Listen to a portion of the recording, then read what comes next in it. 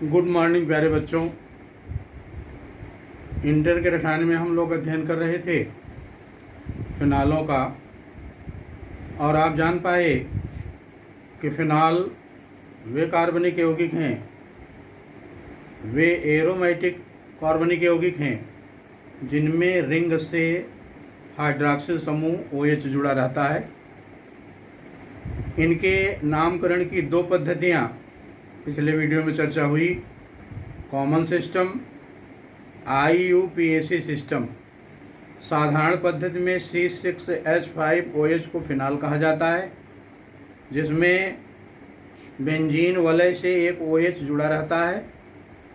अब अन्य प्रतिस्थापी यदि वलय से जुड़े हैं आर्थो पोजीशन में, मेटा पोजीशन में या पैरा पोजीशन में, तो उन्हें पहले आर्थो पैरा मेटा के साथ स्थित बताकर प्रतिस्थापी के रूप में, पूर्व लग्न के रूप में नाम लिखकर अंत में फिनाल लिखा जाता है। और IUPAC सिस्टम में फिनाल को 1 हाइड्रॉक्सी बेंजीन कहते हैं। अन्य जो प्रतिस्थापी होंगे उन्हें कार्बन की संख्या के साथ दर्शाया जाएगा। चलिए आज हम लोग फिनाल के बनाने की सामान्य विधियों का अध्ययन करते हैं, इन्हें समझ लें। जनरल मेथड्स ऑफ प्रिपरेशन, फिनालों के बनाने की सामान्य विधियाँ। एक विधि है फ्रॉम बेंजीन सल्फोनिक एसिड।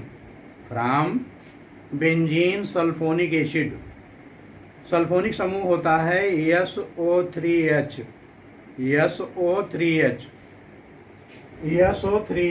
तो देखिए, जब बेंजीन का एक हाइड्रोजन SO3H द्वारा हटाया गया तो ये बन गया बेंजीन सल्फोनिक एसिड। और बेंजीन सल्फोनिक एसिड को NaOH, जिसे आप कास्टिक सोडा कहते हैं, कास्टिक सोडा के नाम से जानते हैं, NaOH के साथ बेंजीन सल्फोनिक एसिड को संगलित कर दें। संगलित करने का क्या तात्पर्य है? इतना गर्म करें कि मिश्रण पिघल जाए, ये संगलन की क्रिया है। और जब संगलित करेंगे तो पहले बेंजीन सल्फोनिक एसिड का सोडियम लवण बनेगा, जो पुनः NaOH से क्रिया करके फिनाल बनाएगा। देख लें, NaOH से क्रिया हुई तो एक H Na द्वारा प्रतिस्थापित हो गया, ये सोडियम साल्ट है बेंजीन सल्फोनिक एसिड का। और जब इसकी पुनः NaOH से क्रिया हुई तो फिनाल बना और सोडियम सल्फाइड पृथक हो गया। एक दूसरी विधि है फ्रॉम क्लोरोबेंजीन। और इस विधि को आप लोग अनिवार्य रूप से याद करिएगा कि बहुत अच्छी विधि है, बहुत अच्छी विधि है। और आपको ये जानकारी होनी चाहिए कि फिनाल का औद्योगिक उत्पादन, कॉमर्शियल प्रिपरेशन, अधिक मात्रा में फिनाल का उत्पादन इसी विधि से किया जाता है, फ्रॉम क्लोरोबेंजीन। और जब क्लोरोबेंजीन से बनाएंगे NaOH के साथ क्रिया द्वारा तो इसे डाउ प्रोसेस कहा जाता है। डाउ विधि, डाउ प्रोसेस। डाउ वैज्ञानिक का नाम है, इन्होंने सर्वप्रथम इस विधि से फिनाल का उत्पादन किया था, तो इसे कहते हैं डाउ प्रोसेस। जब 300 डिग्री सेल्सियस ताप, 200 वायुमंडलीय दाब पर क्लोरोबेंजीन की क्रिया NaOH से कराई जाती है। क्लोरोबेंजीन C6H5Cl या बेंजीन रिंग पर Cl NaOH से क्रिया कराए। टेम्परेचर है 300 डिग्री सेल्सियस और दाब है 200 वायुमंडलीय दाब, बनेगा फिनॉल और NaCl। बहुत ही सरल विधि और ये परीक्षा के लिए महत्वपूर्ण रिएक्शन है, इसे आप अनिवार्य रूप से याद करें, डाउ प्रोसेस को। और अगर कॉमर्शियल प्रिपरेशन आता है तो भी यही विधि रहेगी, इसे याद कर लें। अगला तरीका है फ्रॉम एनिलीन, और परीक्षा के लिए ये भी बहुत अच्छी विधि है। फ्रॉम एनिलीन परिवर्तन में कई बार पूछा गया कि कैसे प्राप्त करोगे एनिलीन से फिनॉल, केवल रासायनिक समीकरण दीजिए। इस तरह से परीक्षा में कई बार आया, तो आप इसको ध्यान दीजिए कि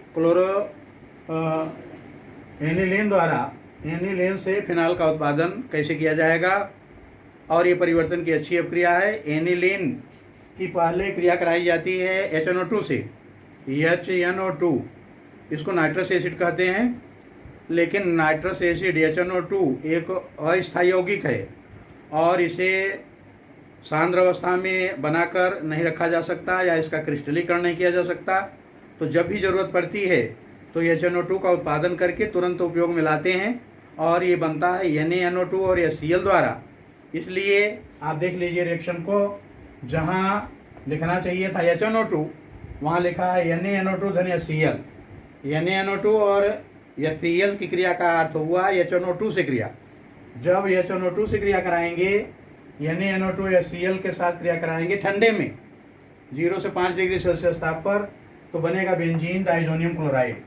बेंजीन डाइजोनियम क्लोराइड C6H5N2Cl और बेंजीन डाइजोनियम क्लोराइड का जल अपघटन करा दें, हाइड्रोलिसिस, तो बनता है फिनॉल, नाइट्रोजन और HCl। तो ये अच्छी विधि है, 2 पदों की अपक्रिया है और प्रायः परिवर्तन में 2 पदों की अपक्रिया ही पहुँचते हैं। ये बहुत बार आया कि कैसे प्राप्त करोगे एनिलीन से फिनॉल, केवल रासायनिक समीकरण दीजिए। तो ये दोनों पद के रासायनिक समीकरण लिख कर याद कर लें। एक तरीका है from phenyl magnesium bromide, phenyl magnesium bromide C6H5MgBr, और जब मैग्नीशियम की 2 संयोजकताओं में से एक हाइड्रोजन जुड़ा हो एक से और दूसरे से एरिल या एल्किल समूह जुड़ा हो तो इनको कहते हैं ग्रिगनार्ड अभिकर्मक। तो फेनिल मैग्नीशियम ब्रोमाइड C6H5MgBr ये फेनिल मैग्नीशियम ब्रोमाइड है और इसको ग्रिगनार्ड अभिकर्मक भी कहेंगे। और ग्रिगनार्ड अभिकर्मक की जल से योग करा दें, ऑक्सीजन से योग करा दें। ऑक्सीजन से योग के पश्चात जल अपघटन करा दें। देखिए ऑक्सीजन से योग हुआ C6H5OMgBr और जब जल अपघटन कराए तो बन गया C6H5OH प्लस MgBrOH। तो इस तरह से फेनिल मैग्नीशियम ब्रोमाइड यानी ग्रिगनार्ड अभिकर्मक से उत्पादन हुआ फिनाल का। एक तरीका है from salicylic acid, from salicylic acid. Salicylic acid होता है, ये देख लीजिए, बेंजीन रिंग पर एक OH और एक COOH जुड़ा हो तो ये सैलिसिलिक एसिड है। सूत्र रूप में होगा C6H5OH COOH। सैलिसिलिक एसिड का विकार्बोक्सिलीकरण करा दें। विकार्बोक्सिलीकरण क्रिया क्या है? कार्बनिक यौगिकों से कार्बन की संख्या घटाने की क्रिया, कार्बन कम हो जाए, कम करने की क्रिया विकार्बोक्सिलीकरण कहलाती है। और इसके लिए अभिकर्मक का प्रयोग किया जाता है सोडा लाइम, NaOH और CaO का मिश्रण। तो देखिए जब सैलिसिलिक एसिड का NaOH और CaO के साथ अपक्रिया कराई गई यानी सोडा लाइम से क्रिया कराई गई तो बना फिनाल, सोडियम कार्बोनेट और जल। आप देख रहे हैं कि इसमें CaO तीर चिन्ह के ऊपर लिखा है जबकि प्लस के साथ NaOH लिखा है। इसका अर्थ यह हुआ कि सोडा लाइम होता है NaOH और CaO का मिश्रण। ध्यान दें, सोडा लाइम है NaOH कास्टिक सोडा और कैल्शियम ऑक्साइड का मिश्रण, लेकिन अपक्रिया में भाग लेता है केवल कास्टिक सोडा CaO। इसके दुष्प्रभाव से अपक्रिया पात्र की सुरक्षा करता है। तो प्यारे बच्चों, इन अपक्रियाओं को लिख कर याद कर लें। कॉमर्शियल प्रिपरेशन आता है तो डाउ प्रोसेस की अपक्रिया है, क्लोरोबेंजीन की NaOH क्रिया द्वारा इसे बनाया जाता है। इसके भौतिक गुण की कुछ विशिष्ट गुणों को समझाने की ज़रूरत है, जैसे ये कार्बनिक यौगिक है, जल में विलेय क्यों है, और ये कार्बनिक यौगिक अपने समकक्ष अन्य सजातीय श्रेणी के यौगिकों की तुलना में इसका क्वथनांक अधिक क्यों है, और फिनाल अम्लीयता क्यों दर्शाता है, एसिडिक नेचर ऑफ फिनाल। ये किसी भी कक्षा के लिए, इंटर के लिए, BSc के लिए बहुत महत्वपूर्ण है। इसको कल समझाने का प्रयास करेंगे। आज के वीडियो में यहीं तक। इसकी PDF नोट्स भेज देंगे, आप लोग लिख लीजिएगा, तैयार कर लीजिएगा। धन्यवाद।